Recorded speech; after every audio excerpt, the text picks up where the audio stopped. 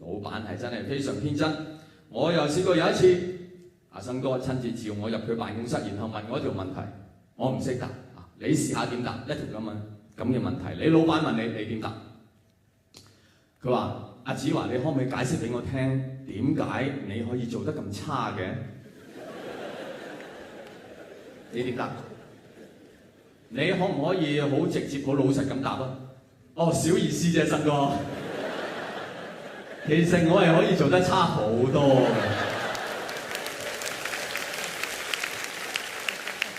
不過呢排有啲壓力，即係如果毫無壓力咧，喺差呢一方面，我喺公司係揾唔到對手。老闆幾時係最可愛啊？發脾氣嘅時候，係咪？老闆會同你講啊，我唔理，呢個世界冇話唔可能，你同我死都死掂佢。有冇同你講過？好幽默，我覺得冇得頂。阿生哥你唔理，咁你唔理，你估我理唔理？咁你又唔理，我又唔理啫。阿生哥幽默幽默。呢個世界冇話唔可能。嗱，呢句説話我係贊同嘅，各位。呢個世界冇嘢係唔可能，不過喺呢一個薪酬咧就幾唔可能。Nothing is impossible。哦，你同我死都死掂佢。哇，生哥，為份工去死，咁浪漫，我翻工救國啊！各位，有冇人可以為份工去死嘅？係有啊！我哋中國素來都有呢個傳統，我哋歷朝歷代好多人可以為份工去死嘅。其中最出名有一個就係孔明先生 ，Mr. 明空啊 ，Mr. 明空喺呢個後出師表度用咗8個字嚟到總括一個最佳員工嘅服務態度，係乜嘢？鞠躬盡瘁，死而後已。你過去呢10年有冇試過同你老闆講過呢句説話？過去100年有冇人講過呢句説話？有，現代人仲有咁嘅人。係19唔知幾多年一個早上，一個年青人去見一份工，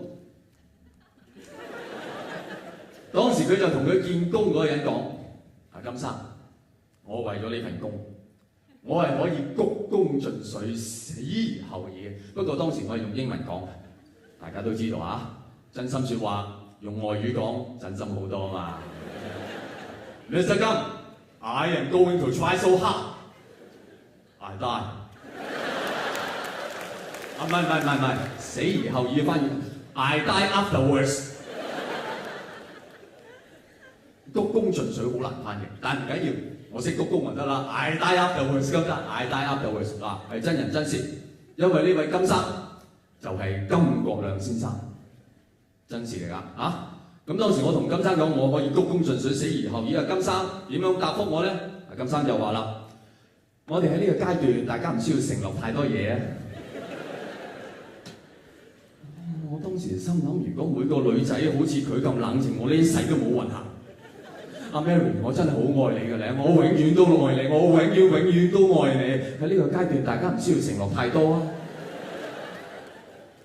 喂，即係你俾人篤爆唔緊要，你唔好篤爆得咁斯文啊嘛！即係人哋明明係出千，你同佢講等錢使，點解唔試下申請綜援咧？咁結果點啊，各位？結果阿金生係請咗我嘅，Hey I die man！咁所以到今時今日，我都非常感激阿金生，特別係因為我係冇做到嗰份工。大家明白啦！嗰朝我見嗰份工係第一份去見嘅工，我梗係可以鞠下躬盡下瘁啦。晏晝我仲要對多4個人鞠躬盡瘁，我真係份工鞠躬盡瘁就得啫，死而後已俾你睇啊！真係喂，我哋出嚟打工係咁噶啦，係咪？講乜都得㗎，歡場無真心呢啲嘢係咪先？係嘛？所以好多老闆好多時會投訴啲員工都唔攞個心出嚟，激死人啊！員工又會投訴啲老闆都唔攞嚿金出嚟，使死人，係咪？究竟一個打工仔出嚟打工，係咪真係淨係為咗錢嘅咧？各位，大家認為係點？係為咗錢嘅。我中意呢種晦氣答法，係。有冇咁戇居嘅問題啊？阿媽係咪女人啊？係。OK， 係。我再問過一個，應該咁講，即係打工仔係點睇自己應該獲得幾多薪酬嘅咧？越多越好。嗱，我覺得越多越好都簡單咗。嗱，大家諗下啦。阿生哥就問大家咯噃，在座有邊位認為自己做得好嘅？請你舉一舉手。係冇人舉手。如果阿生哥轉一轉個問題係話，在座有邊個認為自己應該加人工嘅？舉一舉手。300個人600隻手。做得好冇人舉手，加人工個個舉手。係啊，我知道我係做得唔係好好啊，但係我更加知道我應該加人工。即係話喺一個員工嘅心目中，工資同表現係應該脫鈎嘅，係咪？冇表現照出糧，有表現出4糧至8糧，越多越好。咁公司會執笠唔緊要，攞賠償。點解會咁啊？各位老闆，你哋明唔明？點解你要出糧俾我？唔係因為我為公司做咗啲乜嘢，而係因為我為咗呢份工，我冇為自己做咗啲乜嘢。你明唔明？唔係因為公司得到啲乜嘢，而係因為我喪失咗啲乜嘢。